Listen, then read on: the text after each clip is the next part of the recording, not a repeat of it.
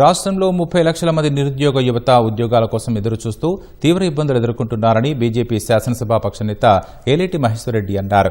దిల్సుఖ్ నగర్లో నిరుద్యోగ యువత, ఎస్ఐ, కానిస్టేబుల్ ఆస్పిరెంట్స్తో సమావేశమైన ఆయన వారి సమస్యలను అడిగి తెలుసుకున్నారు. ఉద్యోగ నోటిఫికేషన్లు లేక 4 సంవత్సరాలుగా యువత తీవ్ర ఆవేదనకు గురవుతోందని పేర్కొన్నారు. గతంలో జారీ చేసిన 81 జీవోకు వ్యతిరేకంగా తాజాగా తీసుకొచ్చిన కొత్త జీవో వల్ల నిరుద్యోగులకు మరో 2 ఏళ్ల నష్టం జరిగే పరిస్థితి ఏర్పడిందని విమర్శించారు. నిరుద్యోగ యువతకు న్యాయం జరిగేలా ప్రభుత్వం వెంటనే చర్యలు చేపట్టాలని ఏలేటి కోరారు. మాకు యంగ్స్టర్సే కావాలని చెప్పి డీజీపీ అంటా ఉన్నాడు. యంగ్స్టర్స్ ఏమైనా ఫ్రీజ్ అయిపోతారా? ఒక వయసులో వారికి రిక్రూట్మెంట్ జరిగిన తర్వాత 2 ఏళ్లకు 3 ఏళ్లకు 35 ఏళ్ల వయసు రానే వస్తుంది కదా.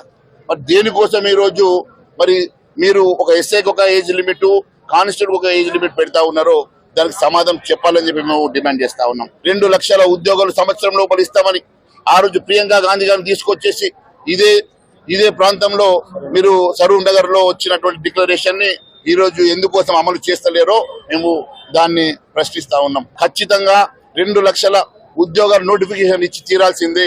ఇప్పటి వరకు ఎన్ని ఉద్యోగాలు ఇచ్చారో దానికి వైట్ పేపర్ రిలీజ్ చేసి తీరాల్సిందే అని చెప్పి మేము డిమాండ్ చేస్తా ఉన్నాం.